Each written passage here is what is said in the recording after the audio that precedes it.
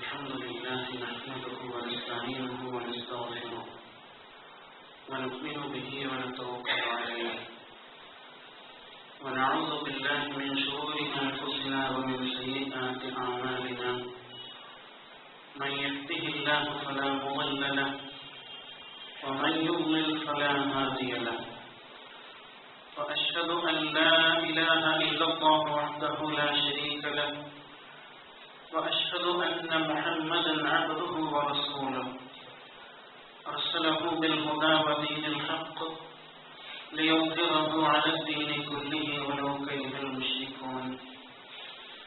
اللهم صل على محمد وعلى آل محمد كما صليت على إبراهيم وعلى آل إبراهيم وبارك على محمد وعلى آل محمد كما باركت على إبراهيم وعلى آل إبراهيم في العالمين إنك حميد مجيد. أما بعد فإن خير الحديث كلام الله وخير الهدي هدي محمد صلى الله عليه وسلم وشر الأمور محدثاتها وكل محدثة بدعة وكل بدعة ضلالة. أيها الإخوان والأخوات، أوصيكم وإياي أولا بتقوى الله. إن أريد إلا الإصلاح ما استطعت وما توفيقي إلا بالله عليه توكلت وإليه أنيب. قال الله تعالى في القرآن المجيد: أعوذ بالله من الشيطان الرجيم. بسم الله الرحمن الرحيم. ظهر الفساد في البر والبحر بما كسبت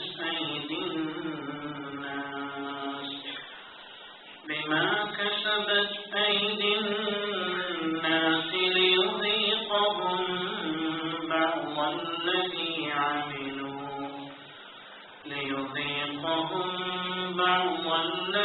عملوا لعلهم يرجعون.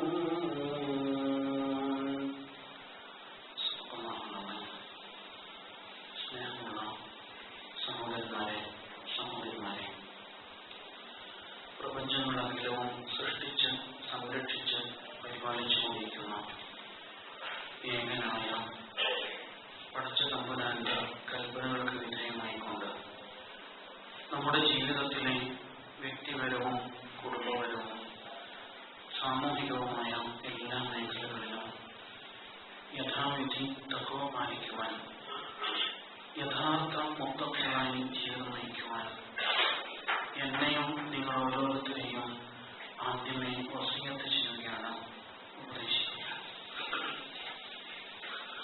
നമ്മുടെ ഇഹപര ജീവിത വിജയം തഖ്വാബോധവുമായി ബന്ധപ്പെട്ട് നിൽക്കുന്നു. അല്ലാഹു സുബ്ഹാനഹു വ തആല അവന്റെ മുത്തഖികളായ അടിമകളെ പറ്റി നമ്മെ അറിയിക്കുന്നതാണ്. ദീനുൽ ഇസ്ലാം ഒരു ആഗോള ജീവിതക്രമമാണ്. ഇസ്ലാമിന്റെ ജീവിത വീക്ഷണം എന്നത് മുഴുവൻ ലോകത്തെയും ഉൾക്കൊള്ളുന്നതാണ്. അല്ലാഹു സുബ്ഹാനഹു വ തആല അല്ലാഹുവെ പരിചയപ്പെടുത്തിയത് റബ്ബുൽ ആലമീൻ എന്നാണ്, ആഗോള രക്ഷകർത്താവ്. റസൂൽ സല്ലല്ലാഹു അലൈഹി വസല്ലമയെ പരിചയപ്പെടുത്തിയത് റബ്ബുൽ ആലമീൻ എന്നാണ്, ആഗോള പ്രവാചകൻ. വിശുദ്ധ ഖുർആനിനെ പരിചയപ്പെടുത്തുന്നത് ദിക്റുൽ ലിൽ ആലമീൻ, ആഗോള ജനസമൂഹത്തിന് മുഴുവനും ഉത്ബോധനമാണ്, മാർഗദർശനമാണ് എന്ന കാഴ്ചപ്പാട്. ഇത് ഇസ്ലാമിന്റെ ഒരു വിഷനാണ്, ഒരു കാഴ്ചപ്പാടാണ്, ഒരു നിലപാടാണ്. അതുകൊണ്ട് തന്നെ ഏത് കാലഘട്ടത്തിൽ ജീവിക്കുന്ന വിശ്വാസികളും ഈ തലത്തിലേക്ക് തങ്ങളുടെ മാനസികാവസ്ഥയെ വികസിപ്പിക്കേണ്ടതുണ്ട് എന്ന് കാണാം. പക്ഷേ നമ്മുടെ മനസ്സ് എവിടെയാണ് നിൽക്കുന്നത്?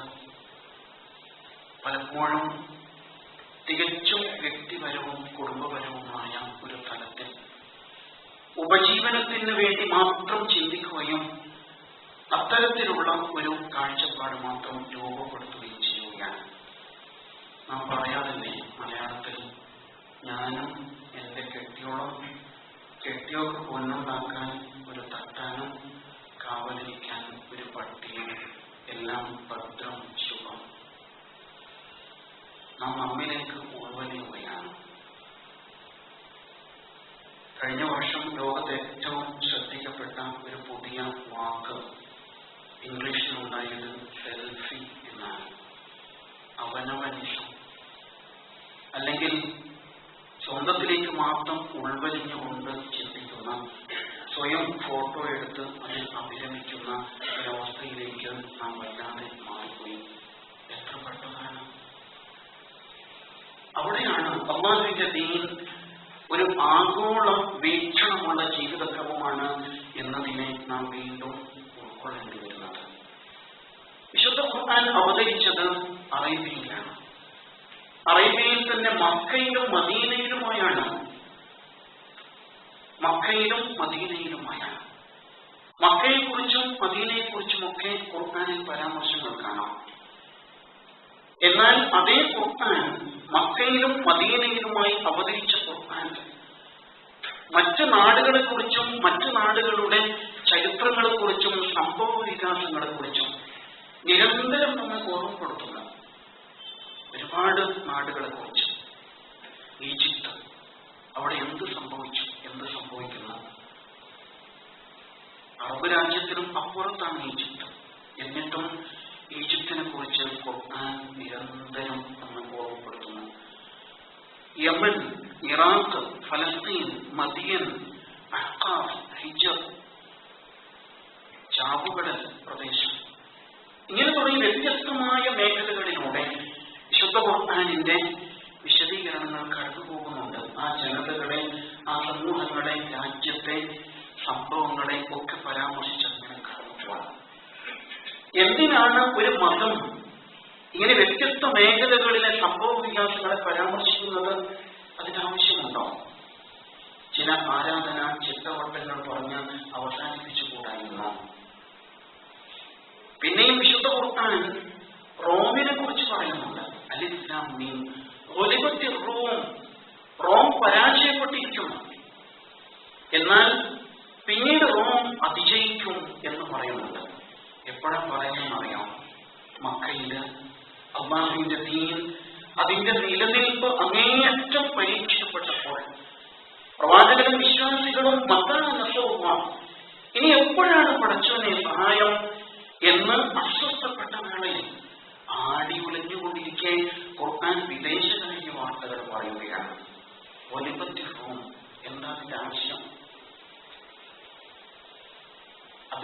ഹിജ്റ നടക്കുന്ന സാഹചര്യമാണ്.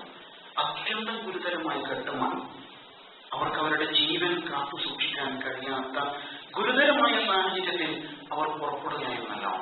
അപ്പോഴാണ് ഖുർആൻ ഒലിവത്തിർവും പറയുന്നത്, റോം പരാജയപ്പെട്ടിരിക്കുന്നു അതിനൽ സമീപ പ്രദേശത്ത്.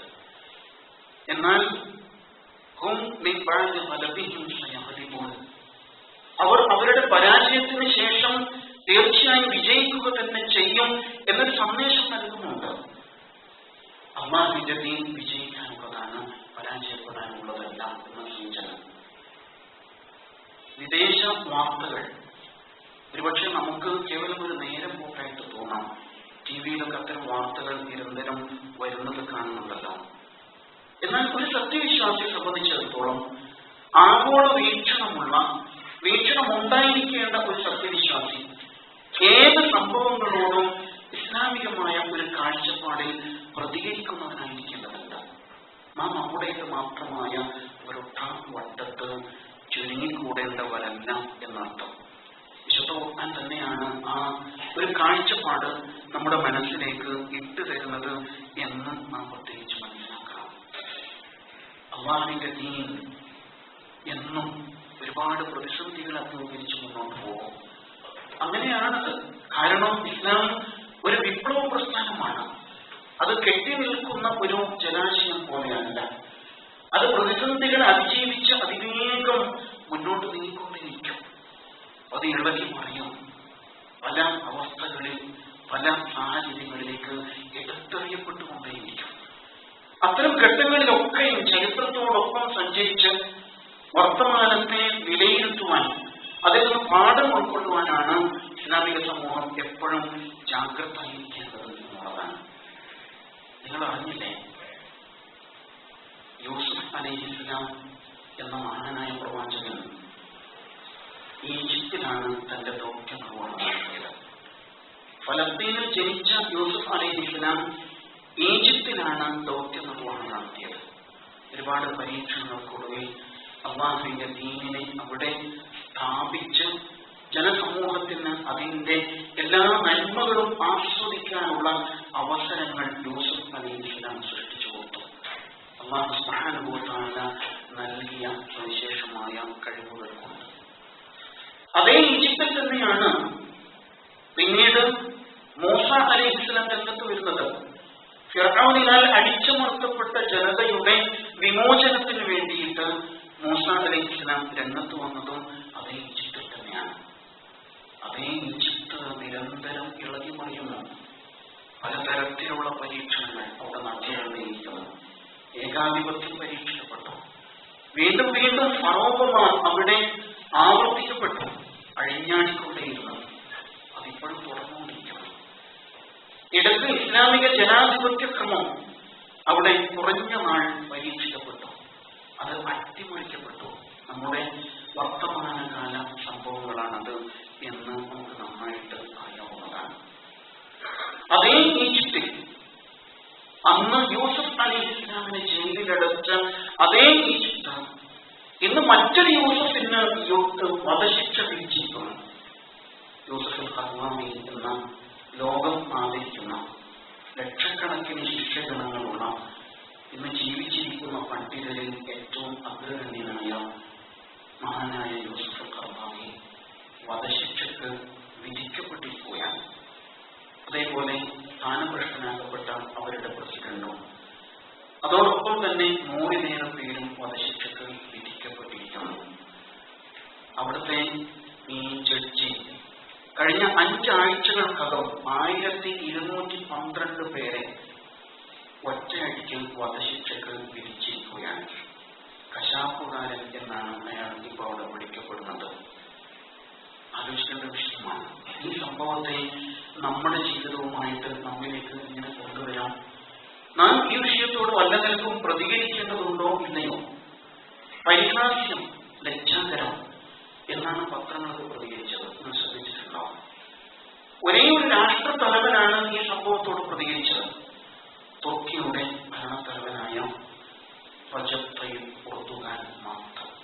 മറ്റാരും രംഗത്ത് വന്നില്ല. അറബ് ലോകം തികച്ചും നിസ്സംഗമാണ്. ഈ ഭീകരമായ മൗനത്തിലാണ് അവർ. അതേപോലെ നമ്മുടെ ലോകത്തെ മനുഷ്യാവകാശ സംരംഭങ്ങളും മറ്റൊക്കെ മൗനത്തിലാണ്. നീതിക്ക് വേണ്ടി നിലകൊള്ളുന്നവരെന്ന് പറയുന്നവരും മൗനത്തിലാണ്. ലോകരാഷ്ട്രങ്ങളും മൗനത്തിലാണ്. ചില ഒറ്റപ്പെട്ട ചില ശബ്ദങ്ങൾ മാത്രമാണ് ഉണ്ടായിട്ടുള്ളത് എന്ന് നമുക്ക് കാണാൻ കഴിയും. ജനകീയ നേതാക്കൾ ഏകാധിപതികളാൽ പീഡിപ്പിക്കപ്പെടുക എന്നത് സ്വാഭാവികമാണ്. കാരണം അവർക്ക് നിലനിൽപ്പിന്റെ പ്രശ്നമാണ്. അതുകൊണ്ട് തന്നെയാണ് ജനാധിപത്യ ക്രമത്തിലൂടെ രംഗത്ത് വന്ന മുർസി എന്ന അവരുടെ പ്രസിഡന്റ് ജയിലിലടക്കപ്പെട്ടത്. ചെയ്യാത്ത കുറ്റത്തിന്റെ പേര് സ്വാഭാവികമാണ്. അദ്ദേഹം ഇസ്ലാമിക ജനാധിപത്യത്തിന്റെ വാതിലെന്ന് തുറന്നിട്ടപ്പോ ആ നാട്ടിലേക്ക് വല്ലാത്ത സ്വാതന്ത്ര്യത്തിന്റെ വെളിച്ചം അടിച്ചു കയറി. അതവർക്ക് സഹിക്കാൻ പറ്റില്ല. സ്വാഭാവികമായും ബോധപൂർവമായ കുതന്ത്രങ്ങളുടെ ഫലമായിട്ട് അത് സംഭവിച്ചു. ചുരുങ്ങിയ നാളുകൾ കൊണ്ട് തന്നെ ഇസ്ലാമിക ജനാധിപത്യത്തിന്റെ നന്മകൾ സമൂഹത്തിന് അനുഭവിക്കാനുള്ള അവസരങ്ങൾ നൽകുകയായിരുന്നു. പക്ഷേ രാജഭരണകൂടങ്ങൾ, ഏകാധിപതികൾ ഒരിക്കലും അത് ഉൾക്കൊള്ളുന്നില്ല എന്നതുകൊണ്ട് തന്നെ അത് അടിച്ചമർത്തലിന് വിധേയമായി. അറബ് ലോകത്തിന്റെ മൗനത്തിന്റെ മുഖ്യ കാരണം അത് തന്നെയാണ്. ഇങ്ങനെ മുന്നോട്ട് പോയാൽ അറബ് വസന്തം, മുല്ലപ്പൂ വിപ്ലവം എന്നൊക്കെ നമ്മൾ കേട്ടല്ലോ. ഇതുമായിട്ട് സമൂഹം മുന്നോട്ട് പോയാൽ തങ്ങളുടെ നിലനിൽപ്പ് അപകടത്തിലാകും എന്നവർ തിരിച്ചറിഞ്ഞല്ലോ. അതിന്റെ ഭാഗമായിട്ട് തന്നെയാണ് ഈ അടിച്ചമർത്തലുകൾ അവിടെ ഉണ്ടായിട്ടുള്ളത്. ആ വിശകലനങ്ങൾ ഇനിയും നമുക്ക് എത്രയും ആകാവുന്നതാണ്. പക്ഷേ അതല്ല വിഷയം. ലോകം തികച്ചും മൗനം പാലിച്ചു കളഞ്ഞു എന്നുള്ളതാണ്. ലോകത്ത് ജീവിച്ചിരിക്കുന്ന ഒരു മഹാപണ്ഡിതൻ വധശിക്ഷക്ക് വിധിക്കപ്പെട്ടിട്ട് പ്രതികരിക്കാൻ ലോകത്ത് കാര്യമായി ആരും ഉണ്ടായില്ല. അദ്ദേഹത്തിന്റെ പ്രഭാഷണങ്ങൾ കേൾക്കുന്ന, ഗ്രന്ഥങ്ങൾ വായിച്ചു പഠിച്ച് കാര്യങ്ങൾ ഉൾക്കൊള്ളുന്ന ആളുകൾ പോലും ഇത്തരം ഒരു സാഹചര്യത്തിൽ പ്രതികരിക്കാനുള്ള സന്നദ്ധത പ്രകടിപ്പിക്കുന്നില്ല എന്നത് എത്ര ഭീകരമാണ്. ആലോചിച്ച് നോക്കൂ. ഉൾക്കൊള്ളാൻ കഴിയുമോ? സാധ്യമല്ല. ഇതാണ് ഈ വിഷയത്തിന്റെ ഏറ്റവും ഗുരുതരമായ വശം. ഭീകരമായ ഒരു മൗനം, പ്രതികരണശേഷി നഷ്ടപ്പെട്ട ഒരു ആൾക്കൂട്ടമായിട്ട് ഇസ്ലാമിക സമൂഹം മാറിപ്പോകുന്നു എന്നത് നാം തിരിച്ചറിയണം. എന്നാൽ ഇതേ ഈജിപ്തിലെ പാർലമെന്റ് മറ്റൊരിക്കൽ ഇതേപോലൊരു വിധി പുറപ്പെടുവിച്ചിരുന്നു. ആർക്കെതിരെ? മഹാനായ മൂസ അലൈഹിസ്സലാമിനെതിരെ. ഫിർഔൻ എന്ന അന്നത്തെ സീസി വിളിച്ചു പറഞ്ഞു, "സറൂനി, എന്നെ ഒന്ന് വിടൂ, അഖ്തുലു മൂസ, ഞാൻ മൂസയെ കൊല്ലട്ടെ" എന്ന് പറഞ്ഞുകൊണ്ട് ഫിർഔൻ പാർലമെന്റിൽ എഴുന്നേറ്റ് നിന്നു. ആ സമയത്ത് അതേ ഫിർഔനിന്റെ വർഗത്തിൽപ്പെട്ട, വംശത്തിൽപ്പെട്ട അതേ പാർലമെന്റിൽ മെമ്പറായ, എന്നാൽ തന്റെ ഈമാൻ മനസ്സിനകത്ത് കാത്തു സൂക്ഷിച്ചിരുന്ന ഒരു പാർലമെന്റ് മെമ്പർ എഴുന്നേറ്റ് നിന്നുകൊണ്ട് ഒരു വാചകം പറഞ്ഞു. അവിടെ അത് ചരിത്രത്തിൽ തുല്യതയില്ലാത്ത വിധം രേഖപ്പെടുത്തപ്പെട്ട ഒരു വാചകമാണ്. എന്തായിരുന്നു അത്? അത്തഖ്തുലൂന റജുലൻ അൻ യഖൂല റബ്ബി അല്ലാഹ്. അത്തഖ്തുലൂന റജുലൻ, നിങ്ങളൊരു മനുഷ്യനെ വധിക്കാൻ പോവാണോ? അൻ യഖൂല റബ്ബി അല്ലാഹ്, എന്റെ റബ്ബ് അല്ലാഹുവാണ് എന്ന് വിളിച്ചു പറഞ്ഞതിന്റെ പേരിൽ നിങ്ങളൊരു മനുഷ്യനെ വധിക്കാൻ പോവാണോ? സുബ്ഹാനല്ലാഹ്. സ്വന്തം ജീവൻ അപകടപ്പെടുത്തിക്കൊണ്ടാണ് അദ്ദേഹം അത് വിളിച്ചു പറയുന്നത്. ആലോചിക്കണം. ഫിർഔനിന്റെ രാജധാനിയിൽ, ദർബാറിൽ, പട്ടാളത്തിന്റെ മുമ്പിൽ, ജയിലറ മുമ്പിൽ കണ്ടുകൊണ്ടിരിക്കെ അദ്ദേഹത്തെ വിളിച്ചു പറയാണ്.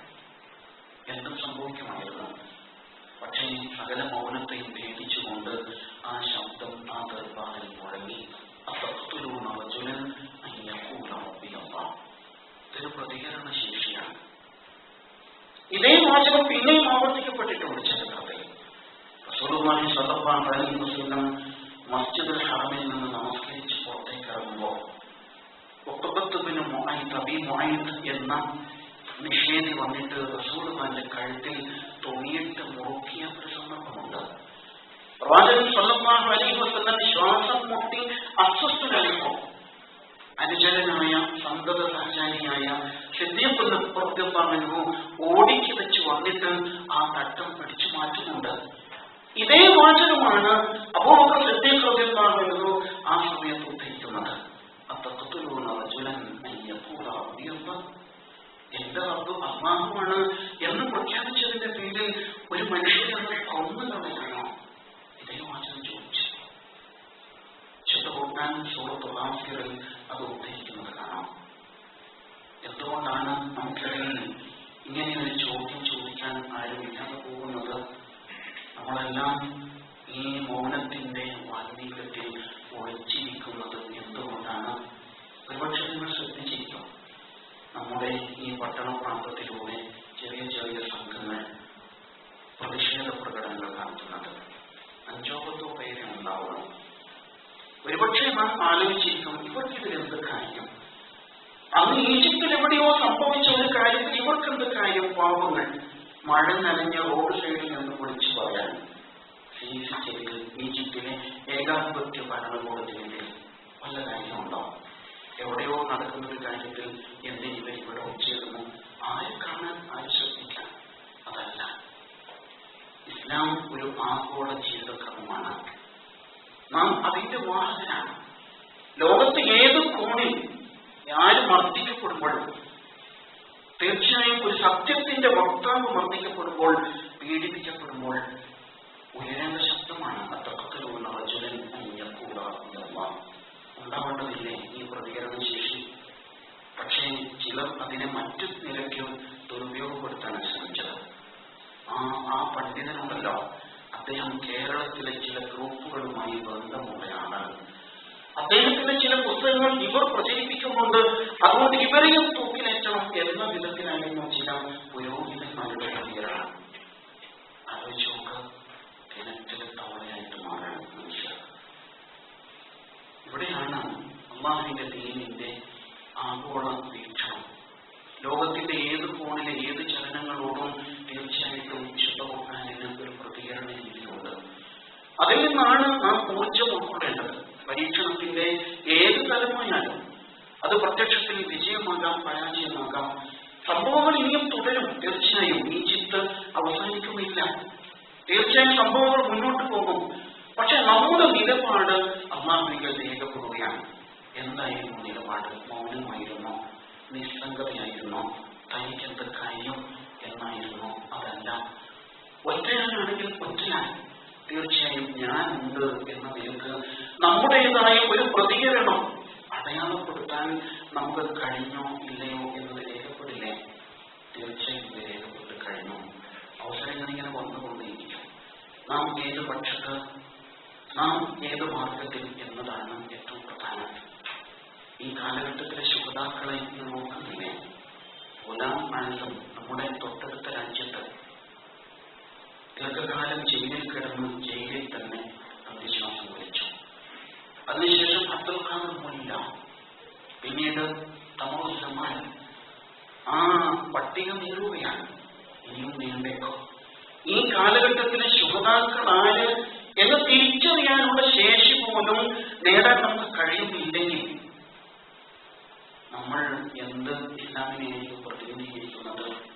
തികച്ചും വ്യക്തിപരമായ, വ്യക്തിനിഷ്ഠമായ, അവനവന്റെ അകത്ത് മാത്രം ഒതുങ്ങിപ്പോകുന്ന, ഒരു ആത്മീയ നിർവൃത്തിക്ക് വേണ്ടിയിട്ട് മാത്രം ഇബാദത്തുകൾ അനുഷ്ഠിക്കുന്ന, തന്റെ വലത്തും ഇടത്തും ഇരിക്കുന്ന ആളെ കുറിച്ച് പോലും ചിന്തിക്കാത്ത ഒരു മാനസികാവസ്ഥയിലേക്കാണോ നാം പോകുന്നത്? ആലോചിച്ച് നോക്കൂ. ഇവിടെയാണ് നമ്മുടെ കാഴ്ചപ്പാടുകൾ ഇനി ഒരുപാട് വികസിക്കേണ്ടിയിരിക്കുന്നു എന്ന് പറയേണ്ടിയിരുന്നത്. ലോകം അതിവേഗം മുന്നോട്ട് പോകാനാണ്. റസൂലുള്ളാഹി സ്വല്ലല്ലാഹു അലൈഹി വസല്ലമയോട് സഹാബത്ത് ചോദിക്കുന്നുണ്ട്, മതസ്സാഅ, പ്രവാചകരെ എപ്പോഴാണ് അന്ത്യനാൾ? റസൂൽ സ്വല്ലല്ലാഹു അലൈഹി വസല്ലം നൽകിയ ഒറ്റ വാചകത്തിലുള്ള മറുപടി, ഇദാ ബുയിഅത്തിൽ അമാനത്തു ഫൻതുമിനി സാഅ. പരസ്പര വിശ്വാസം, വിശ്വസ്തത എവിടെയാണോ കൈമോശം വരുന്നത്, അപ്പോൾ നീ അന്ത്യനാളിനെ പ്രതീക്ഷിക്കുക. വേറെ ഒരുപാട് അടയാളങ്ങളുണ്ട്, അലാമത്തുകൾ. എന്നാൽ പ്രകടമായ നമുക്ക് നമ്മുടെ മനസ്സിനോട് ചോദിച്ച് ഉത്തരം കണ്ടെത്തേണ്ടുന്ന ഒരു അടയാളമാണ് നമ്മുടെ അമാനത്ത്, നമ്മുടെ ആദർശത്തോടുള്ള നമ്മുടെ വിശ്വസ്തത കൈമോശം വന്നു പോകുന്നുണ്ടോ എന്നത് നാം ആത്മപരിശോധന നടത്തേണ്ട കാര്യമാണ്. വളരെ ജാഗ്രതയോടുകൂടി തന്നെ ലോക സാഹചര്യങ്ങൾ വിലയിരുത്താൻ കഴിയേണ്ടിയിരിക്കുന്നു. ഉമർ ഇബ്നുൽ ഖത്താബ് റളിയല്ലാഹു അൻഹുവിന്റെ മുമ്പിൽ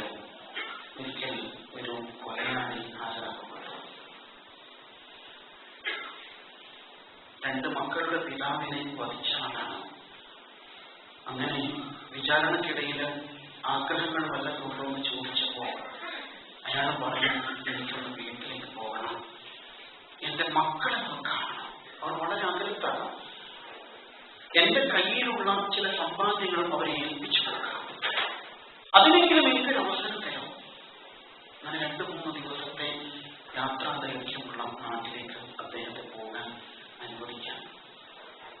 ആ വേളയിൽ ഉമർ റളിയല്ലാഹു സദസ്സിനോട് ചോദിച്ചു, നിങ്ങൾ ആരെങ്കിലും ഒരാൾ ഇദ്ദേഹത്തിന് വേണ്ടിയിട്ട് ജാമ്യം നിൽക്കണം, എങ്കിലേ വിടാൻ പറ്റുള്ളൂ. സദസ്സ് മൗനം പാലിച്ചു, ആരും മിണ്ടുന്നില്ല.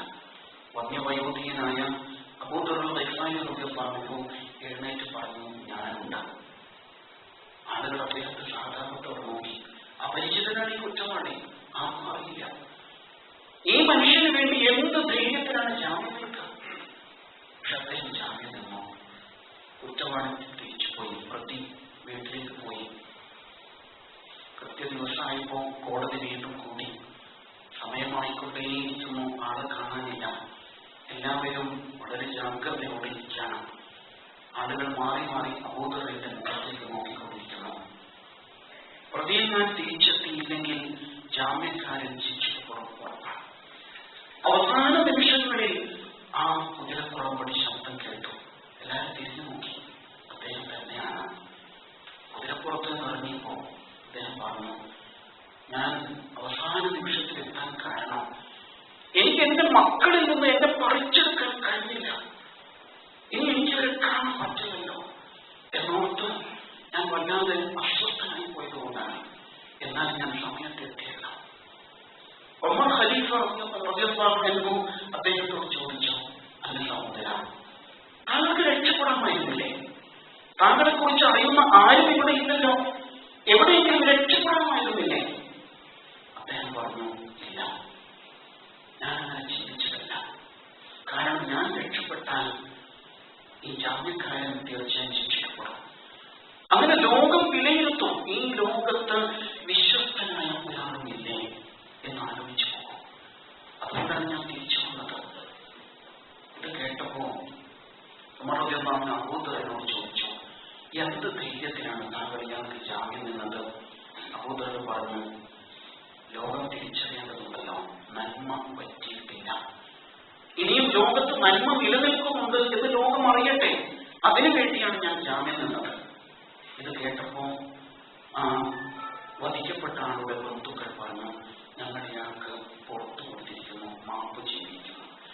ഉമർ ചോദിച്ചു, എന്തിന്റെ പേരിലാണ്? അവര് പറഞ്ഞു, ലോകത്തിന് കരുണ പറ്റിയിട്ടില്ല എന്ന് ലോകം തിരിച്ചറിയട്ടെ, ഇനിയും കരുണ പറ്റാത്ത മനസ്സുകൾ ലോകത്തുണ്ട് എന്ന് ജനം തിരിച്ചറിയട്ടെ, അതിനു വേണ്ടിയാണ് എന്ന് പറയാൻ. അങ്ങനെ സന്തോഷപൂർവ്വം കണ്ണീരൊഴിച്ച് ആ കോടതി പിരിയുന്നു. ഇതാണ് പ്രതികരണശേഷി എന്ന് പറയുന്നത്. നിലപാടുകൾ സ്വീകരിക്കാം, നന്മ പറ്റരുത്. തീർച്ചയായും നന്മയുടെ മാർഗത്തിൽ പ്രതികരിക്കുന്നവർ ലോകത്തുണ്ട് എന്ന് ജനം അറിയേണ്ടതുണ്ട്. എങ്കിലേ നന്മ വളരുകയുള്ളൂ. നിസ്സംഗത, നമ്മുടെ മൗനം തീർച്ചയായും അതിഭീകരമാണ്. ഒരുപക്ഷെ കൊലപാതകത്തെക്കാളും ഗുരുതരമായിരിക്കും അത് എന്നാണ് നാം തിരിച്ചറിയേണ്ടത്. കഴിഞ്ഞ 4 മാസങ്ങളായിട്ട് അന്തമാൻ കടലിൽ 8000-ഓളം ആളുകൾ അലഞ്ഞു തിരിയുന്നതിനെ കുറിച്ച് നിങ്ങൾ കേട്ടില്ലേ? വല്ലാത്തൊരു സംഭവം. 8000-ഓളം ആളുകൾ റോഹിംഗ്യൻ മുസ്ലിങ്ങൾ എന്നറിയപ്പെടുന്ന മ്യാൻമറിൽ നിന്ന് പുറത്താക്കപ്പെട്ട, അതും അഹിംസയുടെ വക്താക്കൾ എന്ന് ലോകത്ത് അറിയപ്പെടുന്ന ബുദ്ധന്മാരാൽ, ബുദ്ധഭിക്ഷുക്കളാൽ പുറത്താക്കപ്പെട്ട 8000-ഓളം ആളുകൾ കടലിൽ അലയുകയാണ്. പരസ്പരം കടിച്ചു കീറി, ഭക്ഷണം കിട്ടാതെ, കപ്പലിന്റെ ബോട്ടുകളുടെ ഇന്ധനം തീർന്ന് കാറ്റിനനുസരിച്ച് അങ്ങോട്ടും ഇങ്ങോട്ടും അലയുന്ന അവസ്ഥയിൽ, കപ്പിത്താന്മാർ കടലിൽ ഉപേക്ഷിച്ച് രക്ഷപ്പെട്ട അവസ്ഥയിൽ സ്വന്തം മൂത്രം കുടിച്ച് നടുക്കടലിൽ കുടിവെള്ളം കിട്ടാതെ കഷ്ടപ്പെട്ട് പരസ്പരം കടിച്ചു കീറി മരണപ്പെടുന്നവരെ കടലിലേക്ക് എടുത്തെറിഞ്ഞു. കേൾക്കുമ്പോൾ ഒരു അപസർപ്പക കഥ പോലെ അല്ലേ നടന്നുകൊണ്ടിരിക്കുന്നൊരു സംഭവമാണ്. ഇന്നലെ ചില ആശ്വാസവാക്കുകൾ വന്നു. ഇന്തോനേഷ്യയും മലേഷ്യയും ഫിലിപ്പീനും ഒക്കെ തൽക്കാലം അവരെ അഭയം നൽകാൻ സന്നദ്ധമായിരിക്കുന്നു എന്ന് പറഞ്ഞുകൊണ്ട് തീവ്രവാദികൾ എന്ന് നിങ്ങൾ പത്രങ്ങളിലൂടെയും വായിച്ചോ? എവിടെയും വായിക്കാനിടയില്ല. അതേസമയത്ത് മുസ്ലിം സമം തീവ്രവാദി, ഭീകരവാദി എന്ന് നിരന്തരം നാം കേൾക്കുന്നു. ബോധപൂർവം നമ്മുടെ മീഡിയകൾ ഇത്തരം വാർത്തകൾ താമസിക്കുകയാണ് എന്നുകൂടി നാം തിരിച്ചറിഞ്ഞിരിക്കുന്നു. തീർച്ചയായും നാം ഒരു ആഗോള മാനസികാവസ്ഥയിലേക്ക് നമ്മുടെ മനസ്സിനെ വികസിപ്പിക്കണം. കരയിലും കടലിലും ഒരുപോലെ കുഴപ്പങ്ങൾ പ്രത്യക്ഷമാകുന്നു. ജനങ്ങളുടെ കരങ്ങൾ പ്രവർത്തിച്ചത് നിമിത്തം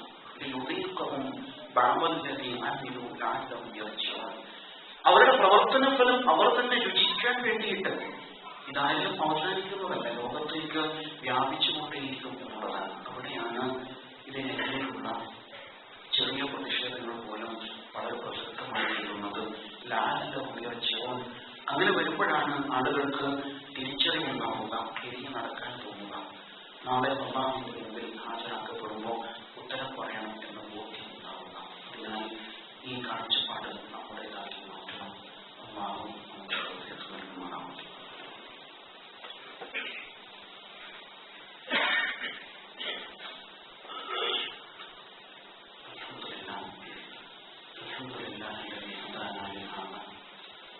وما كنا لنهتدي لولا أن هدانا الله. اللهم صل على محمد وعلى آله وصحبه أجمعين. يا أيها الذين آمنوا اتقوا الله حق تقاته ولا تموتن إلا وأنتم مسلمون. യഥാർത്ഥ മുത്തഖികളായ ജീവിതം നയിക്കുവാൻ ഒരിക്കൽ കൂടി നാം ഏവരെയും വസിയത്ത് ചെയ്യുകയാണ്, ഉപദേശിക്കുകയാണ്. നമ്മുടെ മക്കൾ ഒഴിവുകാലത്തിന്റെ അവസാന ഘട്ടത്തിലേക്കാണ്, പുതിയ അധ്യയന വർഷത്തിലേക്ക് കാലെടുത്ത് വെക്കാൻ പോകുന്നു. മുന്നൊരുക്കങ്ങൾ നടക്കുന്നു. അഡ്മിഷന് വേണ്ടിയുള്ള ആലോചനകളിലായിരിക്കും രക്ഷിതാക്കൾ. തീർച്ചയായും നാം മുൻഗണന നൽകേണ്ട സുപ്രധാനമായ ഒരു കാര്യമാണ് മക്കളുടെ ദീനീ വിദ്യാഭ്യാസം എന്നത്. നമ്മുടെ ദഅവ മസ്ജിദുമായി ബന്ധപ്പെട്ടുകൊണ്ട് നമുക്കറിയാം, മദ്രസ അത്തർബവിയ്യ എന്ന പേരിൽ വളരെ മാതൃകാപരമായി വർഷങ്ങളായി മദ്രസ നടന്നു വരുന്നുണ്ട്. അത് ഒരുപക്ഷെ നമ്മുടെ ഇന്നത്തെ ടൈം ടേബിളിന് ഏറെ അനുയോജ്യം കൂടിയാണ്. ഹോളിഡേ മദ്രസ എന്ന് വിളിക്കപ്പെടുന്ന ശനി ഞായർ ദിവസങ്ങളിൽ കാലത്ത് 8 മണി മുതൽ 1 മണി വരെ നീണ്ടു നിൽക്കുന്ന മദ്രസ സംവിധാനമാണ് ഇവിടെയുള്ളത്. അതിൽ പലരും അത് പ്രയോജനപ്പെടുത്തുന്നവരാണ്. തീർച്ചയായും നമ്മുടെ ചെറിയ മക്കളെ ഈ സംരംഭത്തിലേക്ക് കൊണ്ടുവരണം. ഈ പട്ടണ നടുവിൽ തീർച്ചയായും ഇത് നന്മയുടെ ഒരു തുരുത്താണ്. അത് ഉപയോഗപ്പെടുത്തേണ്ടതുണ്ട്. ഒരുപാട് പരിശ്രമങ്ങളുടെ ഫലമായിട്ടാണ് സ്ഥാപനം നടക്കുന്നത്. നമുക്കറിയാം, ഒരുപാട് ഉസ്താദുമാർ നമുക്ക് വേണ്ടി, നമ്മുടെ മക്കൾക്ക് വേണ്ടിയിട്ട് അവരുടെ അധ്വാനം ഒഴിഞ്ഞു വെക്കുകയാണ്. അത് ഉപയോഗപ്പെടുത്തണം എന്ന് പ്രത്യേകിച്ച് ഉണർത്തുകയാണ്. അഡ്മിഷൻ ആരംഭിച്ചിട്ടുണ്ട്. അവസാനമായി മക്കൾക്ക് ബാക്കിയാവുന്ന നമ്മുടെ സമ്മാനം, മാതാപിതാക്കൾ നൽകിയ സമ്മാനം എന്നത് ഇസ്ലാമികമായ അവബോധം തന്നെയായിരിക്കും എന്നതിനായി നമ്മുടെ മക്കളെ അതുമായി ബന്ധിപ്പിക്കുവാൻ ശ്രദ്ധിക്കണം എന്ന് പ്രത്യേകിച്ച് നോക്കാം. മറ്റൊരു കാര്യം, സ്കൂൾ തുറക്കാൻ പോകുന്ന വേളയിൽ ഒരുപക്ഷെ നമ്മുടെ മക്കൾക്ക് വേണ്ടിയിട്ട് ഏറ്റവും നല്ല പഠനോപകരണങ്ങളും പഠന സംവിധാനങ്ങളും സ്കൂൾ സ്ഥാപന അഡ്മിഷനും ഒക്കെ രൂപപ്പെടുത്തിക്കൊണ്ടിരിക്കുന്ന സമയമായിട്ട് ഈ വേളയിൽ ഒരുപാട് മക്കൾ പഠിക്കാൻ പ്രയാസം അനുഭവിക്കുന്നവരായിട്ടുണ്ട്. പല കാരണങ്ങളാൽ നമ്മുടെ കൊച്ചി, മാലിപ്പുറം, വൈപ്പിൻ പോലുള്ള കടലോര മേഖലകളിൽ പ്രത്യേകിച്ച് അവർക്ക് വേണ്ടിയിട്ട് നമ്മുടെ വിദ്യാർത്ഥി സുഹൃത്തുക്കൾ തന്നെ ഫണ്ട് ശേഖരിച്ച് അവർക്ക് പഠനോപകരണങ്ങൾ നൽകുന്ന പദ്ധതികളുണ്ട്. അതുമായിട്ട് പരിപാലനം സഹകരിക്കണം. അതേപോലെ നമ്മുടെ ചുറ്റുവട്ടത്തുള്ള മക്കളെ കുറിച്ചൊക്കെ ഒന്ന് അന്വേഷിക്കുകയും അവരുടെ ആവശ്യങ്ങൾ പരിഗണിക്കുകയും ചെയ്യണം എന്നൊക്കെ പ്രത്യേകം ഓർക്കാം. നന്മയുടെ മാർഗത്തിലുള്ള നമ്മുടെ എല്ലാ ചുവടുവെപ്പുകളും സ്വീകരിക്കുമാറാവട്ടെ. മറ്റൊരു കാര്യം, എറണാകുളത്തെ ഇസ്ലാമിക പ്രവർത്തന രംഗത്ത് വളരെ സജീവനായ പണ്ഡിതൻ ജനാബ് സലാഹുദ്ദീൻ മദനി സാഹിബ് ഹൃദ്രോഗത്തെ തുടർന്ന് ഇൻഷാ അല്ലാഹ് അടുത്ത ആഴ്ച ഓപ്പറേഷന് ധൈര്യമുണ്ടാകും. അല്ലാഹു സുബ്ഹാനഹു വ തആല അദ്ദേഹത്തിന് ശിഫ നൽകി